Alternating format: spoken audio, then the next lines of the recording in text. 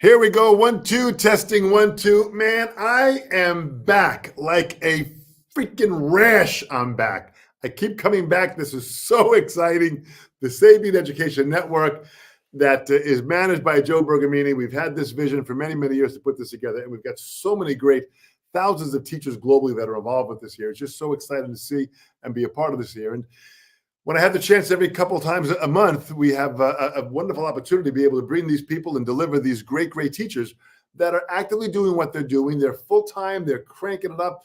They've got students, they're putting books out, and it really is what the Sabian Education Network is about. It's about being able to share this information, to hear their story, inform who they are, and go back and check out their videos, go check out their books, be aware of what they're doing. This is what brings the drumming community worldwide together. This is what I love about doing this. And today I've got a dear friend who I've known for many, many years and has just come out with a great, great drum book, which we'll talk about. He's a phenomenal player. He's a phenomenal teacher. So if you would all please welcome Mr. Dave Lewitt. Hey, guys. Hey, Dom. How are you? Nice to see you. Dave, thanks for joining me. You know, we do these Sabian Education Network interviews, and it's just so great to be able to deliver you from your studio, what you're doing and how you're teaching and just the concepts of your career and what's happening. And this really is informative for people globally because they can watch this live now at this time, which people will be joining in on us. But also if people can go back to the SabianEd.com website and they can go back and watch these interviews. There's just an incredible ton of these interviews. So go to the Sabian YouTube channel. People can watch this on YouTube or Facebook. So it really kind of opens up the market globally. Thanks for joining me, Dave. Of course. Thanks for having me. Oh, this is great, man. Let's start here. I want to start with the beginning as far as, I love everybody's story of kind of how they started to play drums and what got them involved in this insane instrument that we're playing. Just tell me the beginning stages of your story. Okay. Well, I remember the day I decided I was going to be a drummer. I was homesick from school. My mom had a red sewing tin, and I had 2 rulers, and I started banging on this sewing tin, and I spent the entire day banging on this sewing tin. It was in ribbons by the end of the day. But the moment was, and I'll never forget, how in your life you have these moments that stick with you. I was lying in bed. I had the 2 rulers. They were plastic rulers or whatever, and I was playing traditional grip on the wall, and I got a bounce roll going. And I was like, okay, that's what I'm going to do. And that was the moment. It was like the moment. I grew up, Ed Sullivan and, watching Buddy Rich on The Tonight Show and that sort of thing. I was always fascinated with drums and drumming. And that was the moment. I think I was probably around 7 or 8. I started taking lessons at the local music house with my first teacher, Al Pollock, was a wonderful guy, a Broadway guy. And, you go to the music house on Port Boulevard in Port Washington every Friday at 3:30, whatever it was, and hang out with Al. And he taught me originally traditional grip, and that's how I initially learned. And then I studied with Al for quite a few years until I went to college, and then I had a friend of mine. We used to hang out, Dave Clive. He had a great drum room in his house, and we'd go up and jam. And we're hanging out and he's jamming, and he says he kind of mentions, oh yeah, I'm taking lessons with Narada Michael Walden. And I was like, what? You're taking lessons with Narada? Because at that point, I guess I was about 16, 17. I was into the Mahavishnu Orchestra. I was into all the fusion stuff, all the Yes and all the prog bands and all that stuff. And he said that to me, and I was like, I was like, sorry, my phone. I was like, wait, you were taking lessons with Narada? And you didn't tell me? So I immediately went to Drummers Collective like the next day, and I signed up and took lessons with Narada, which was an interesting thing because Narada doesn't really read. So he would just kind of play. I'd press my little cassette recorder, record the whole lesson. He'd say, try this, and I couldn't do anything. And, I'd go home and I'd transcribe the whole lesson. I try to transcribe everything from the lesson. And it was just a great experience. I mean, Narada's he's not a teacher per se. He's just a great musician and wonderful drummer, and I learned so much from him. And I have that book somewhere, buried somewhere, my notebook. Something very valuable to find out. Let's go back to Al Pollock. I had met Al Pollock many, many years ago, and he was a real serious, Broadway, performer, and his reading was incredible. What were you learning in those early stages with Al? What were there any specific books or techniques he was showing you? He brought me through the whole jazz syncopation thing. And I for the life of me, it was so long ago, I wish I could remember exactly how we did it, because I've had to sort of reconstruct that with some of my students. Like, how do you teach kids jazz independence? It's not, I mean, this is not a diss on rock music in any way, shape, or form, but it's a whole lot easier to teach someone how to go, ah, right? And they feel like it's a lot different to go ting, ting, ding, ting, ding, and have independence between the left foot and with the right foot and the snare drum hand. So he taught me that. He got me going with that. And I was sort of, much like our friend Christian Johnson, I got steered more into the classical, more of the classical thing. So Al, after we did bunch of years of just drum set, then I went into mallets. He started teaching me mallets and timpani and all that stuff. And we did a lot of reading on mallets, just out the yin yang, just lots of reading and scales and arpeggios. Do you remember any of the books? Here's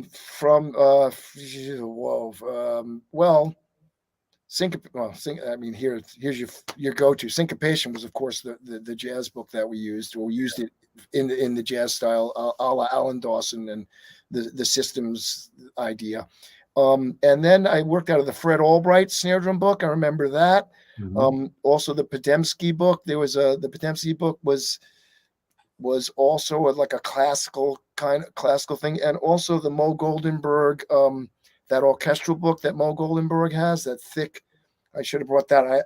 I got like all the books I'm using, but there's a few of those. Do you know the Mo Goldenberg book I'm speaking about? Absolutely. I went through that a couple of times, actually, with my teacher, Al Miller. Yeah. And that's such a great book. Al Pollack and Al Miller, they were friends. So some of the early teachers that were the foundational teachers here in the New York area, all kind of taught similar ways. That's why I asked about how Al Pollack taught, similar ways to how Al Miller and Charlie Perry and Ronnie Benedict and these guys taught in the local New York area. That's fantastic. But you got a strong foundation at that point. So when you went to Narada, you recorded these lessons? Well, yeah, and here's the thing. So I had so Narada was involved with Sri Moy and that whole thing early on in the Mahavishnu Orchestra. So I had a girlfriend at the time, and they were also, so they knew Narada. So I was able to get like a private lesson with Narada at his house.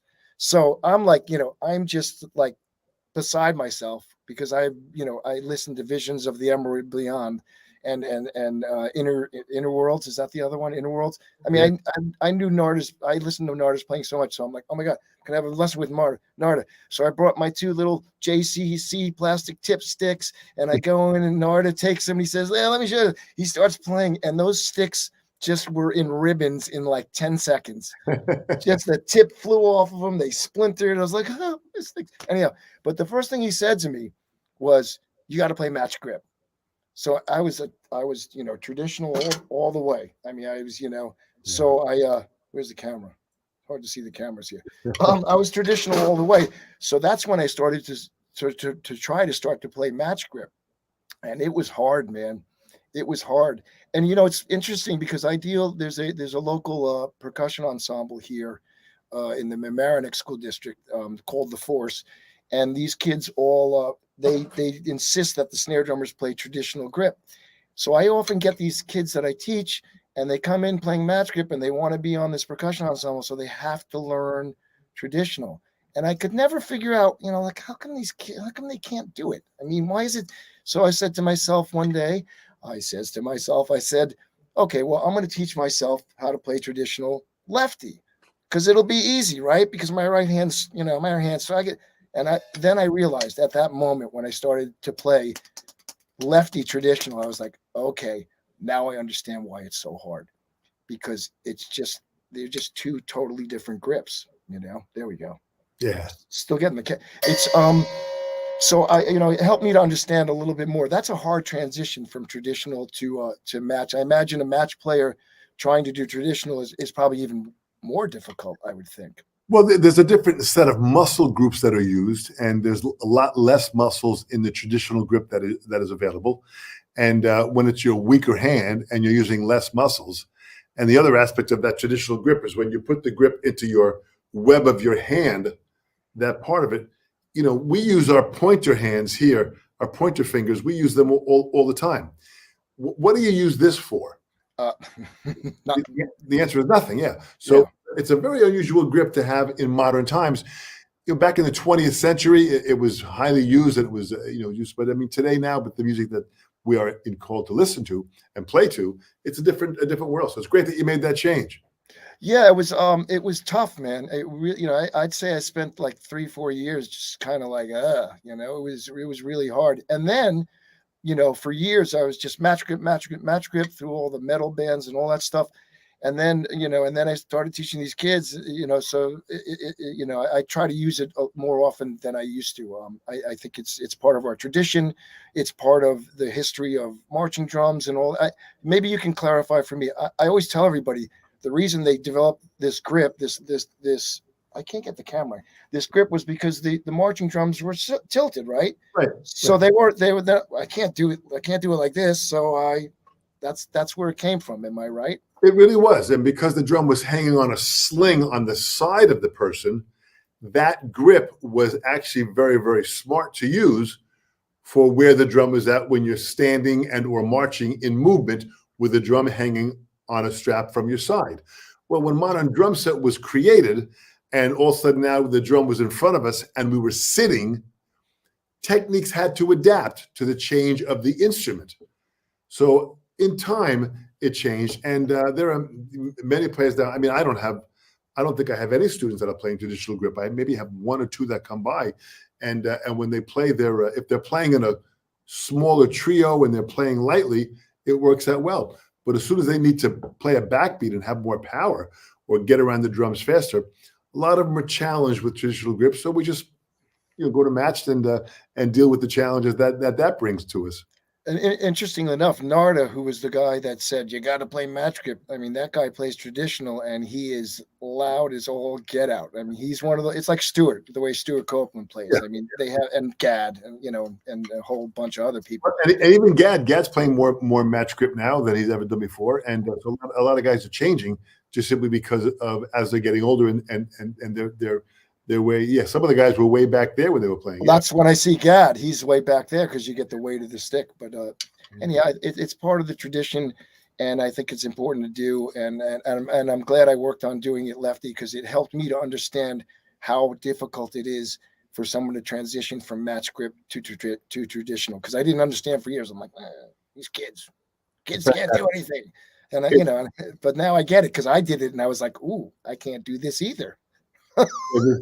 This is fantastic. And Dave, we have people that are signing on from all around the world. I want to mention a couple of things. We've got people from, from all upstate New York. We've got Cesar from Peru. Oof. We've got people from Kentucky. We've got people from Claude Hoffman's from Belgium. Dave Abraziz has joined us. Dave, thank you so much. Dave's a wonderful player. I'm a huge fan of his playing. John Gill from upstate, Christian Johnson, who's got his own parallel book that's out now on Wisdom Media, which is doing fantastic. Hello, Christian. We've got Nina Parra, who's from Brazil. Right. Thank you, Nina, for joining us. And we've got a drummer that I don't know how to pronounce his name, but he's from the Ukraine. So here's the drummer from the Ukraine in the challenges that the Ukraine is going through right now.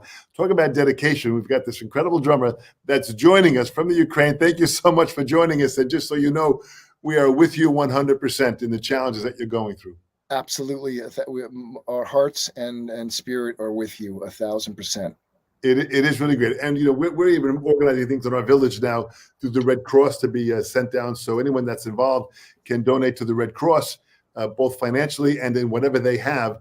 And they'll send that out to people in the Ukraine to help them out. But we've got so many people here. We've got Mike Malaise is here from Joe Bergamini's joined us. So we got tons of people here. So let's get into now. So when did you start playing with bands? Now you're taking lessons, you're getting it all together, you're practicing. When did the band thing come in? The band thing started happening in around 16, high school. I met a guy I grew up with who some people might know, Mark Wood, the electric violinist. I started playing with him. I started playing with some of the local kids, my friend Ken bass and David Pitt on guitar and Howard Weingrad on piano. And we were like the fusion band. We were like, at the talent show, we were the ones that played Stratus. We did Stratus. Nice. So that's kind of where it started. And I ended up doing another band with Mark Wood as well for a couple of years. We had Miles Laurie was the manager. He was also Barry Manilow's manager. So he got us a lot of cool gigs. We that band warmed up for the Joe Perry Project a bunch of times, a band called The Kings. We also at one point did a show where we warmed up for Michael Shreve's band, which was called Soldier, which was basically like a Police kind of inspired thing. So that's kind of when it started. Started in high school, and then ended up going to college. And then I also was in a band during college, and we would do like a week tour every month. And somehow, I don't know how my college professors allowed me to do it, but I would leave school for like a week at a clip and then come back and do extra homework and stuff, and they let me do it. I think they thought maybe the band was going to do something, but anyhow, so I toured a lot through college, and then then what happened? Then all of a sudden I was 61 years old. I'm being silly,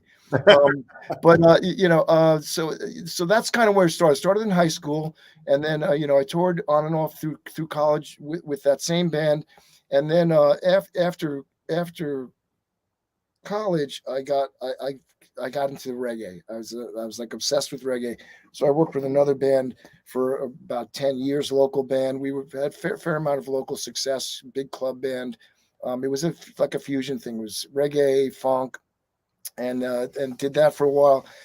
My wife was the lead singer. Sadly, she passed away about 20 years ago, and that was the end of the band. She was the heart and soul of the band. So I kind of took all. This is an interesting process because it brings me to kind of where we're here today. After that happened, I took all the equipment from the band. I was the guy. The equipment was in my house. I'd load it in. I'd go to the club. I'd set it up. I'd run all the mics. I was whatever, as technical as that is by today's standards. Yeah. So after that happened, I got rid of all my equipment, and I said to myself, all I'm going to do, I just want to hit drums and cymbals and teach people how to do that. And that's what I'm going to do. I completely spurned technology until about 2 years ago when I was talking with you and Joe, and we were talking about doing videos. And at first I did all those videos on my iPhone for you guys, like demos and all that. And then I remember we were talking and we were talking about how you got to do videos from this and that. And the famous words of Dom Famularo, when you were talking to Joey, and said, well, he better get on that. So I got on that. And so I went from really spurning technology. I just wanted to be like an organic, I don't want to deal with any of this stuff. And then, COVID hit, and a good friend of mine, who's a wonderful engineer and a really amazing composer and musician, his name is Josh Heineman. He started doing Logic classes for free for his friends. So we have a group of about 10 guys, some really outstanding engineers in the New York area, and musicians. My friend Al Orlo, who's a wonderful guitarist, all these great guys. And so, I got Logic. He set me up with the computer. He said, get this, get that, boom, get Logic, boom. And he started teaching us, and he basically would rip us a new one every week. We'd do editing assignments, and he, and he, thankfully, to my friend Josh, I owe him a debt of gratitude. He got me going at least, functionally on Logic. And then when you guys were kind enough to and believed in the book enough to say you would publish it, then I was like, okay, now I got to figure out how to do videos. So I talked to another engineer friend of mine, George Stack, and he said, well, yeah, you can use DaVinci. And he said, well, it's kind of like Logic. So having just done a year of Logic and fumbling for the first 6-8 months with it, I was like, uh-oh. So I had another friend of mine who knows DaVinci and all that. He came over, he got me set up and all that. And that was the beginning of the process. The troubleshooting for doing these videos was quite the process, because it always turned out to be like, oh, it's not plugged in. Like I was getting glitchy video feeds and I couldn't figure it out. In the first couple of videos I did for you guys, I had to edit around the glitchy feeds. Yeah. I was on the phone with GoPro. I was on the phone with B&H. Why are they try this, try that, try that. And then one day I'm sitting here and I'm looking and I'm like, talking to my friend Marshall, who's an engineer. I said, the cord from the switcher to the computer is 10 feet long. You think maybe I should use a shorter cord? And he's like, well, you could try that. That was it. Yeah. That was it. It really is amazing how the learning curve of technology. And when you had mentioned about the idea for the book, the Odd Time Drumming book, when that first came out, and Joe and I felt, well, this has potential because you have a real good overview of some really weird odd times, and you have a real good feel for being able to lay it down, but you also have a great way of explaining it and logically systemizing it so it's easy to learn. Hence the book, the Odd Time Drumming book, which is available on Wisdom Media. Go to hudsonmusic.com. Anybody can download the book there. It's really great stuff, and it's very informative. And the videos that you demo in there are great. And when you were putting videos together in the beginning part of the process, it's funny how, and listen, I'm the same way. Some of my early videos were like, I said, man, these things were terrible. It was just exactly right. So that's the learning curve. But I mean, now what COVID has done, this incredible 2-year period of ours that has put everybody into a different paradigm shift of having to learn technology for us to communicate and continue what we're doing. So you've done that. You've embraced it, which I tell every other player that's out there and every other educator, you got to embrace it. Even if you're just doing it from your phone, there's still ways that you can learn how to do it and edit and work the process. I found it. I mean, I have, I pretty much stopped working out at this point because all I do is edit. Anyhow, I mean, it's been really fun. And it's true, like you say, it's a evolutionary process. Every time I do a video, I discover something new. Oh, I can use the titles. Oh, you can zoom the titles in. Oh, wait, I didn't know you could put one picture in front of another. So each time I did it, I learned something new, and that combined with the logic stuff. What was cool about the logic stuff and learning all the editing was that I needed to. So when we're doing these videos, it's like, okay, well, what am I going to do? Just put like a title up and then start the video? I was like, no. So I went, I did 2 records with Mark Wood. I did 3 records with my band. I did a lot of production music with Mark as well, because he was heavy into production music for years. I did tons of stuff. I played a lot of stuff for the '92 Olympics, all the 7 Tour de France's that Lance Armstrong won, in theory. So there's a whole library of cool stuff that I took and I chopped things up. So like for all the videos for the Odd Time book, so if the video is for 7/8, I took something from a Mark Wood thing or from my band or from production music, and I chopped it into 7/8. I made it into the time signature of whatever the video is. So that was a fun process, unfortunately, one of the tunes that he did, one of his records was in 15/8. So that was an easy one. So the whole process of learning logic, learning editing, and putting it all together, it's been kind of fun because I've always been a fan of movies. I mean, I don't profess to say I'm anything more than a rudimentary, user of these things, but I love movies. I love lighting, as you can see. I mean, by the way, lighting courtesy of Home Depot. So it's been a really interesting and fun process. So now what I'm doing to try to promote the book more and not double dip into stuff I've already done is I'm going through all the etudes at the end of the book, and I'm going to do a slow version and a faster version of each one of those etudes and put those on YouTube, put the available at Hudson Music, blah blah blah. I'm going to make That'll be fantastic. Already you can see we have John Gill, who's a wonderful teacher and player from the upstate Oneonta area where he is. And I'm going to have John on this show soon also at some point. Cool. Congrats on the Odd Time book.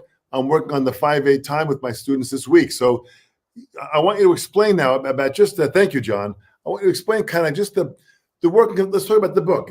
You have an uncanny way of being able to understand odd time fields, and your count is very logical, and you explain it very logical.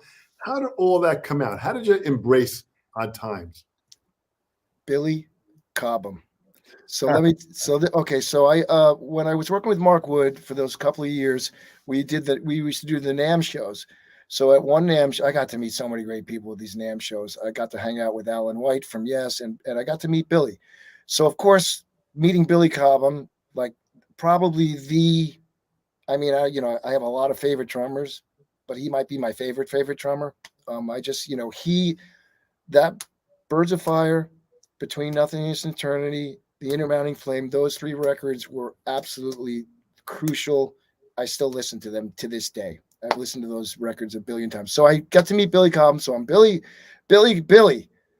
How did you think about all these odd time signatures? And basically what he said was like, it's just, it's a beat or a 16th note or an 8th note more than 4/4 or 3/4. He just kind of codified it. It's super simple. So I was like, okay, I'll go with that. I think the idea for this book has there's a lot of, I think there's a lot of fun and cool grooves in this book. The idea really ultimately is to just be able to play in 7/8 or to play in 11/8 or play in 13/8 or 19/16. So I wanted to make it as simple as possible.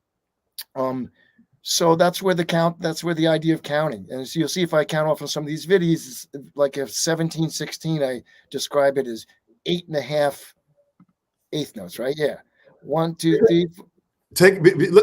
Let's work into it. Let's start with 7/8. So in 7/8, just talk about how you count in 7/8. Then I work up, because the book itself, the book is, again, this is totally available on HudsonMusic.com. Check it out. But you've got a variety of different times. So just talk about just 7/8. Okay, so something like there's like different categories of the way I think of and count of. Something like 7, you count to 7. Like now there's a cool book here that I've used. That's one of you got, Massimo's book, Odd Feelings. This is a great book. Yeah. This is a lot of subdivisional stuff. I like the way this book is formatted. But for something like 7/8, you could think of it as 2 and 2 and 3, right? Or 4 and 3. 7. If it's in 7, you count it in 7. 1, 2, 3, 4, 5, 6, 7, 1, 2, 3, 4, 5. And I always tell my students who are doing this stuff, just count it. Count it out loud. Count it under your breath. You count it out loud, it internalizes in your brain. You hear yourself doing it. They say, sometimes my students say, I'm counting in my head. I'm like, no, count it out loud. Say it. If you say it, your brain understands it in a different way. You can scream it in your brain, but it's different if you say it. So for something like 7/8, you just count in 7. And that's how you can also improvise in 7, So the same thing would be with 5/8. You count to 5. Now 5/8, you could say 2 + 3, 3 + 2. That's all legit. In the end of the game, it's 5 beats. So you count to 5. 9/8, same thing. 11/8, 1, 2, 3, 4, 5, 6, 7, 8, 9, 10, 11, 1, 2, 3, 4. You can get, once you start getting up to 13, 15, 17, then you have to find a different way of counting them. But for something like 7/8, very simple. You count to 7. And then eventually it becomes a phrasing that they feel.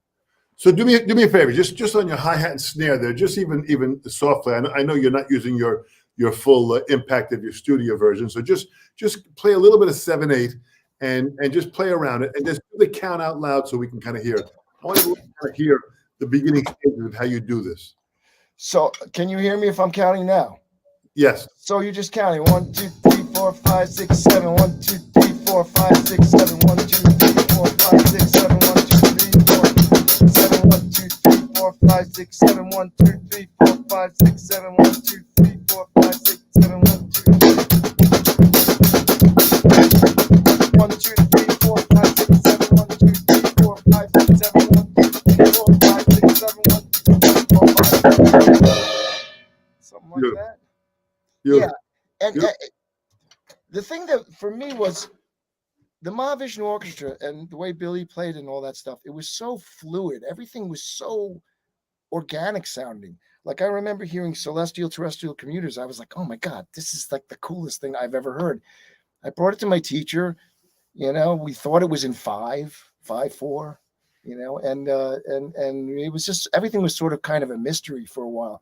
And then the Mahavishnu Orchestra book came out. It was a book that had a picture of John McLaughlin on the front, and it had the heads, it had like, skeletal versions of the melodies, and some of the drum beats were sort of transcribed. It wasn't really accurate, but I opened it up to Celestial Terrestrial Commuters, and it said 1908, and I was like, what the heck is 1908? I was just like, oh my God.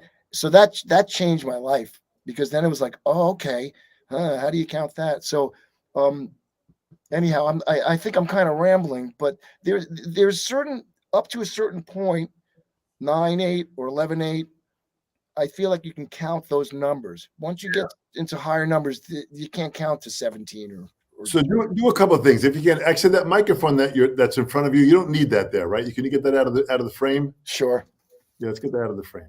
Okay. Okay, great. So a couple of things now. So we talk about 7/8. Talk about 9/8 now. Just do a little demo of 9/8 and just play around with that and let people kind of feel how 9/8 sounds. So 9/8 first version, straight up. Now when Billy said related to 4/4, that's sort of the foundational reference point for most of these beats. Most of the things in this book are based on the idea that you think of it in 4, give or take a beat or two, or add a beat or two. So you asked 9/8. So 9/8. Let me just get that section open, so if I can sort of. So 2 ways to feel 9/8. 1, 2, 3, 4, 5, 6, 7, 8, 9. 1, 2, 3, 4, 5, 6, 7, 8, 9. 1, 2, 3. Or 7/8. 1, 2, 3, 4, 5, 6, 7, 8, 9. 1, 2, 3, 4, 5, 6, 7, 8, 9. 1, 2, 3, 4, 5, 6, 7, 8, 9. 1, 2, 3, 4, 5, 6, 7, 8, 9. 1, 2, 3, 4, 5, 6, 7, 8, 9. 1, 2, 3, 5, 6, 7, 8, 9. 1, 2, 3, 4, 5, 6, 7, 8, 9. 4, 5, 6, 7, 8, 9. 1, 2, 3, 4, 5, 6, 7, 8, 9.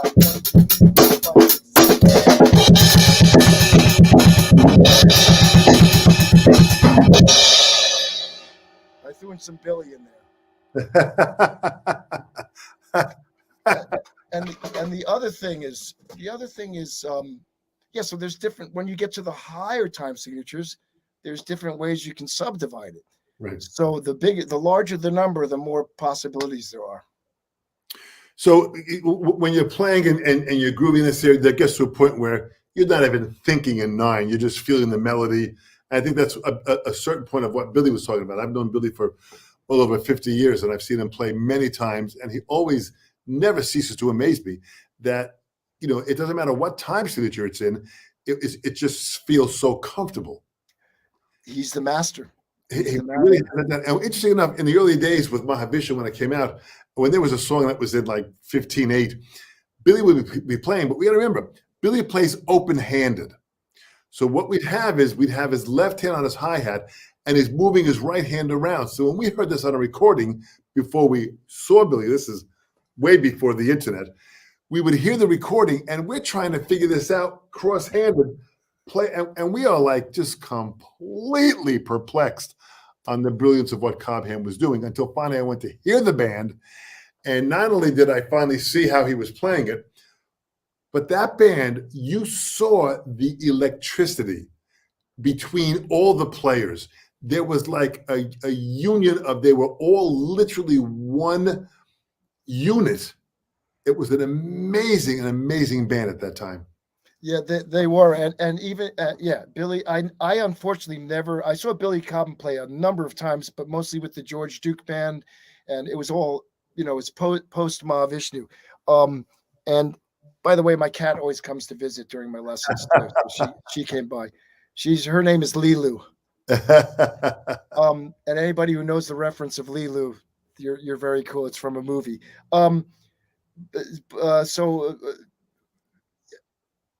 Same thing, I didn't get to see Billy with the Mahavishnu Orchestra. I saw him subsequently with George Duke, and saw him a bunch of times, a bunch of clinics.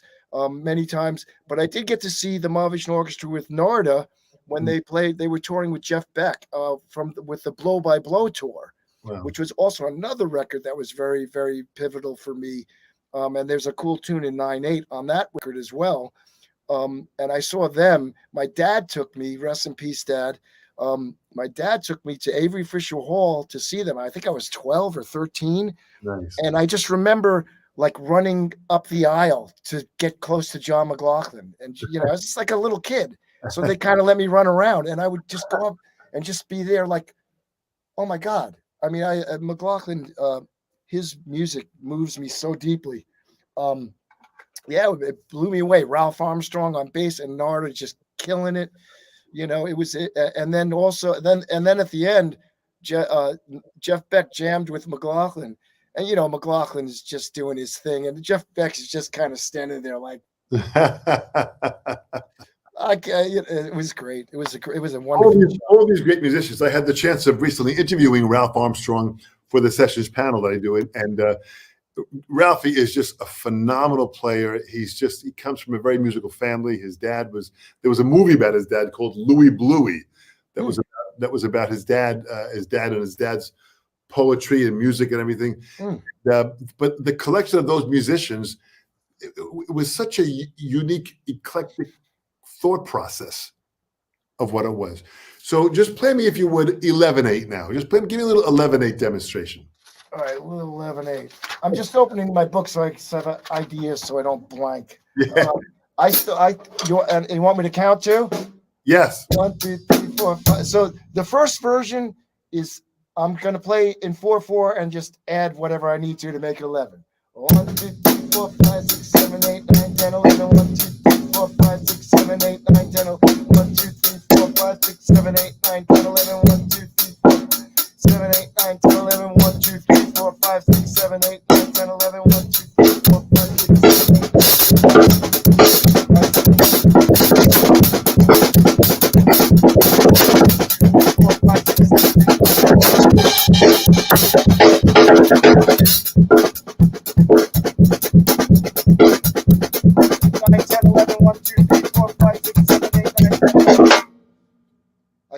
I stopped counting a couple of times. Beautiful. That was beautiful. That was very clear. And I think what's even amazing, just we'll get into your cymbal setup later on. Just talk about those hi-hats that you have there. This is my Sabian. I've had these for 30 years. This is my Sabian.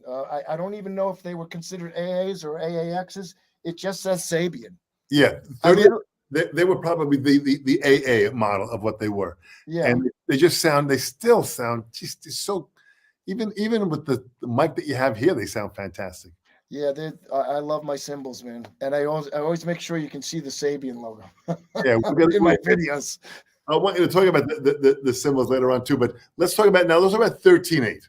13/8. Now, how would you count that? Would you subdivide that in a way?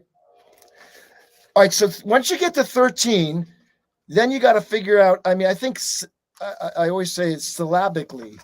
You got to be able to count it in a way that's going to be comfortable for you. So you'll see in the book, I give a couple of different versions. You can count 1, 2, 3, 4, 5, 6, 7, 8, 9, 10, 11, 12, 13. No, we don't do that. That's not good. I like to count it in 6.5. 1, 2, and 3, and 4, and 5, and 6, and then 1, 2, 3, 4, 5, 6. It's 13 beats, but you count it in 6.5. So you want me to do some of that? Please, yes. 1, 2, 3. Oh, sorry. 1 and 2 and 3 and 4 and 5 and 6 and 1 and 2 and 3 and 4 and 5 and 6 and 1 and 2, 3 and 4 and 5 and 6 and 1, 2, 3 and 1 and 2 and 3 and 4 and 5 and 6 and 1 and 2 and 3 and 5 and 6 and 1 and 2 and 3 and 5 and 6 and I think I might have played a bar 11 in there. Well, that gets into the next degree of being able to combine these. And that's when you get into music that is just so deep, and Zappa, and from Zappa to Dream Theater to Rush. I mean, that opens up a whole nother discussion that getting so comfortable with these so that you can combine these odd time measures. And and it's not about, I mean, listen, Zappa did this. When you have that, you might have a long phrase that might be several of these. It might be in, Simon Phillips and I used to play a groove in 33/8. And when you counted it, you were like trying to intellectualize it. But once you kind of felt the entire phrase, it made sense, and it just kind of locked into a comfort zone. So that's where I think a lot of the fear has to be talked about. What's interesting is so I'm like 12, 13 years old down on Long Island, listening to Birds of Fire, Yeah. Return to Forever, all these things. And like, I'm like, what is going on here, man? This is the most amazing music I've ever heard. Where can I go to learn it? There was nothing. The Ralph Humphrey's book. I think I have Ralph Humphrey's book. Yeah. I have it somewhere. There was no time books. There's Yeah. Ralph Humphrey, and then this book that you guys put out, which was great. Absolutely. So basically, if I kind of wrote this book for me 50 years ago, 45 years ago. If I had this book when I was 15, 16, I'd be a much better player. I mean, it's just kind of, I felt like there needed to be something that served this, and the idea of having a counting system that you can get comfortable with. So like you just said, with the 33/8, 33 count, just a counting system that you can internalize and be naturally comfortable playing in that time signature. That was sort of the idea, was just to try to make it a system that you can, I don't know how many people jam in 13/8, but somewhere out there, somebody's jamming in 13/8. Well, look at this here. Kevin Lehman, who's a phenomenal player in the Colorado area. He's also the president of the Colorado PAS chapter. Kevin, wonderful. He studies with, Stanton Moore and all these great. He's taking some lessons with myself, but it's real fun stuff. And he studied with Ralph Humphrey several years ago, when Ralph's Odd Time book is great. I have a copy of it before it was printed when I was at a master class. Thank you, Kevin. I was at a master class in 1976 in California, and Ralph came in and showed us handwritten parts of the book before the book came out. And it was just so great to be able to see Ralph, who not only played with Zappa, but he played with Don Ellis. Mm-hmm. Don Ellis's big band. Don Ellis was a trumpet player and also a great, great drummer. And Ralph played in that band, and I heard that band. Man, it was just hard to listen to because there was so much stuff going on. But you bring a real easy, palatable way to be able to understand this in the book, the Odd Time Drumming book. What's interesting, it's like when I listen to music, now obviously, I always tell this story to my students. I had a young friend of mine, this guy named Adam. He packed his bags and he went to LA. And the next time I saw Adam was on SNL, and he was playing for Katy Perry. And I tell this to my students, and I say, guess what beat he was playing? And it happens to be beat number 1 in my beat book, in one of the beat books I use. So there he is. That kid went all the way from New York to LA, and this is not a diss on beat number 1. It's a great beat. I love it. I do it all the time.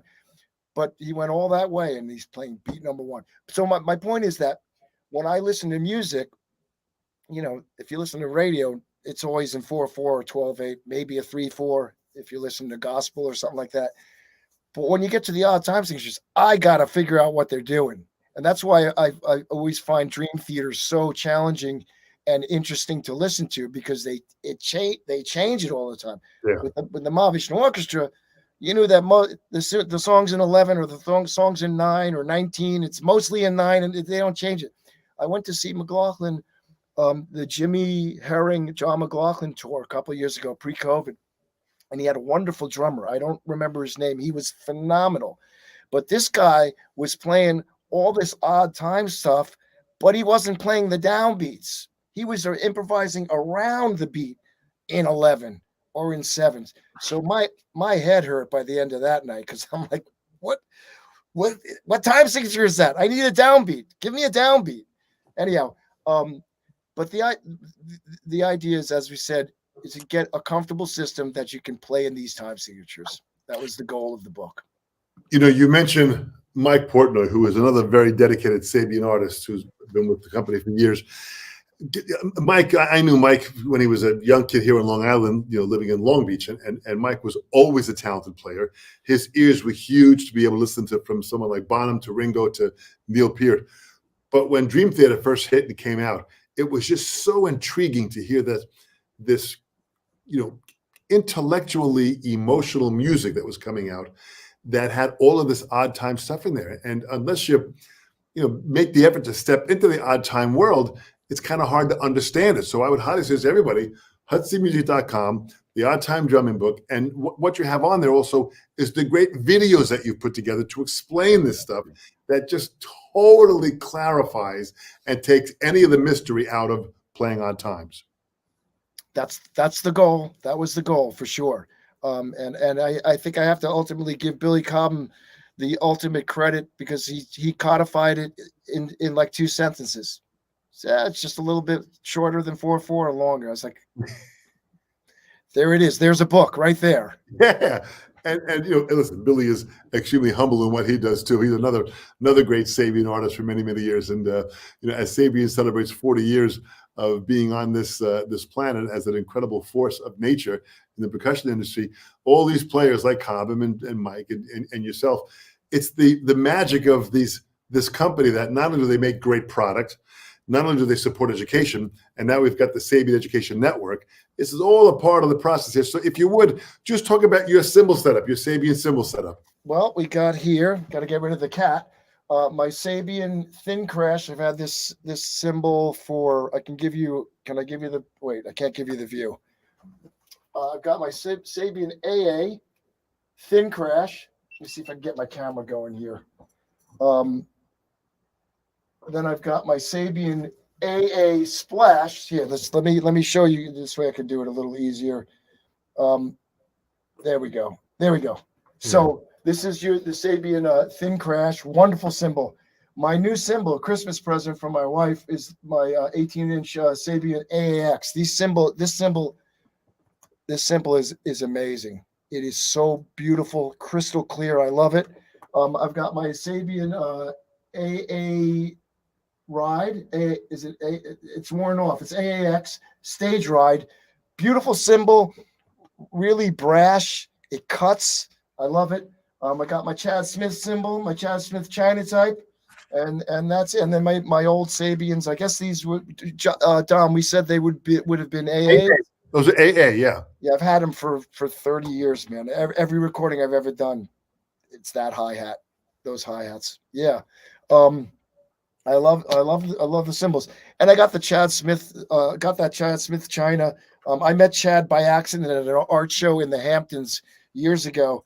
And I was actually riding my bike, and there was an art show, and we went into the art show, me and my wife, and we're walking with our bikes. I'm in my bike skivvies with the shirt and the pants and all that.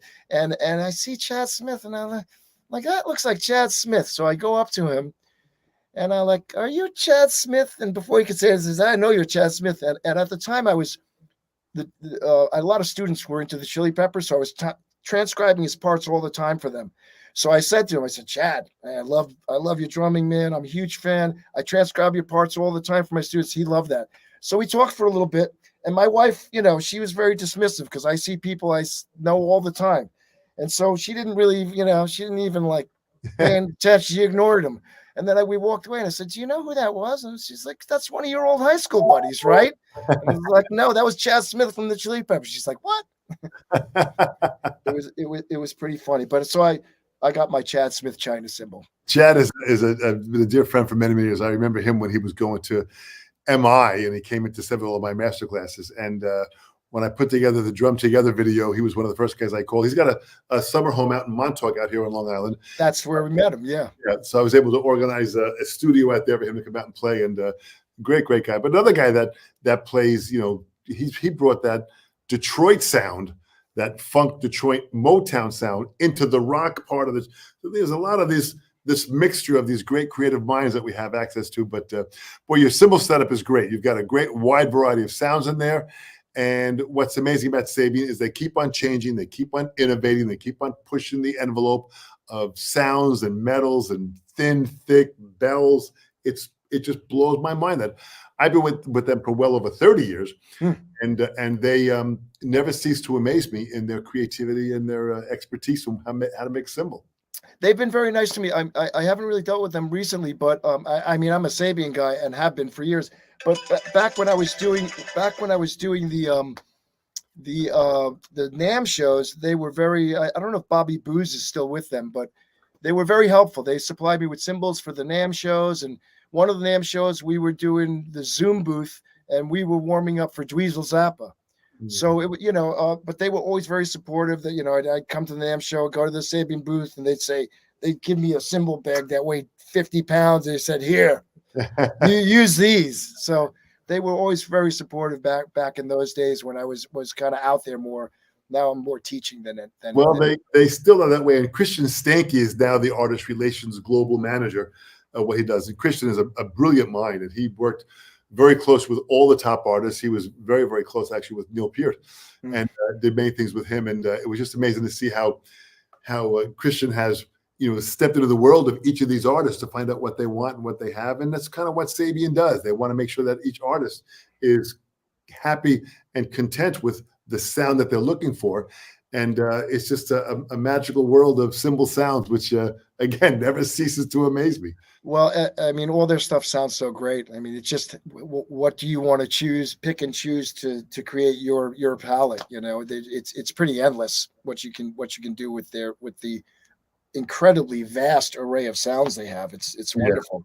It really is great. Well, we've had people from Peru, from the UK, from Brazil, from Ukraine. I mean, this is incredible to have people from all around the world that have joined us, aside from East Coast to West Coast, in the US here, to come by and listen to this here and take in some great advice. And I think what you've done is you've even explained the Odd Time Drumming book even more clearly, which is great. So I mean, it's so fantastic that you put this effort into it. And we went back and forth in the development of the book, where you would send Joe Bergamini and myself some ideas, and we go back and forth and say, well, just try this way and cut it down this way and clarify this here. And you kept on coming back with exactly what we were looking for as far as the editing process. And you put together, I really think, a masterpiece, which probably it probably is for all intents and purposes, a volume 1. Well, can I? So one of the premises for the book was, the book originally had 5/8, 7/8, 9/8, 11/8, 13/8, 15/8. I also had a section of 15. I also have a section of, which I didn't include these. I'll tell you the reason why. I have a 17/8 and a 19/8, and then also a 21/8, and then also a 15/16 and 21/16. Now, when I put the book together, I made a promise to myself: if I'm going to include a time signature in this book, there has to be at least one example somewhere out there. So, like for 13/8, the only thing I could find in 13/8 was Starless by King Crimson, which of course, wow. I mean, thank God they did it in 13. And the same thing with 5/8. The only thing I could find in 5/8 was a Mike Portnoy. By the way, I warmed up with Mark Wood for Dream Theater a couple of times at the Concrete Festival and got to see Portnoy in his glory, in his long hair days. And I was just like, oh my God, I'm glad he came on after me.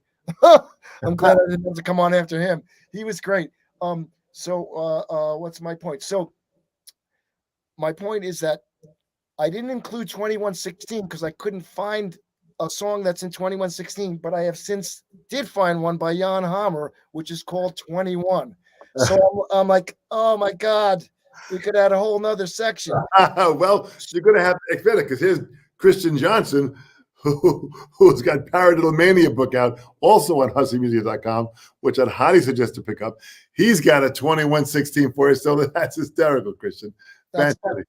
Awesome. Check that here too. We got a diehard fan from Mexico that has joined us here. So you've pretty much reached the globe on this here, Dave, as far as people from everywhere around the planet.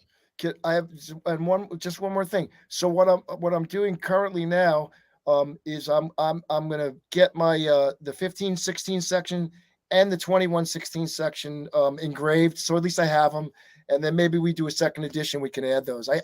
If anybody out there knows any tunes in 15/16, please let me know, because it's like it's the coolest time signature, but I can't find anything. And not 15/8, not 1 2 3 2 2 3 3 2 3 4 2, but was like 15/8, like 1 E and a 2 E and a 3 and a 4 and a 1 E and a 2 E and a 3 and a 4 and a 1 E and a 2 E and 4 and a 1 E. I can't find anything. But the 21s, anyhow. So I'm very excited to have these 2 new sections that I'll engrave, and I can do videos for them. But maybe we can add them to this second edition, maybe. Boy, absolutely. That's why I say let's push the book. Let's get people to at least step into the world of what you've created, and then in time there could be a part 2 that could happen. That could be very, very exciting. Dave, you've done fantastic today. It's really great to have you here, and I'm glad that we're able to share all this here and get all this information out.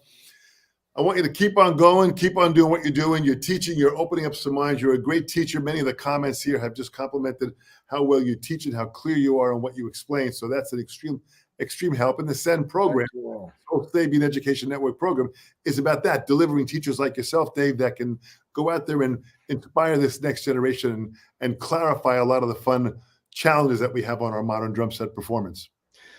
Thank you for those words, Tom. It's interesting. I'm wearing this Relayer shirt. This Relayer is my favorite Yes record. But the thing that's cool about a band like that is they put all this odd times, and you don't even know it. No, yeah. It's so liquid. It's so organic. So I think there's room for that. Alan, and even with what some of the Sting stuff did that had Vinny on it, there's a lot of stuff that really has. Once you start to open up our minds to step into that world, it becomes a fun adventure and a fun path to go down.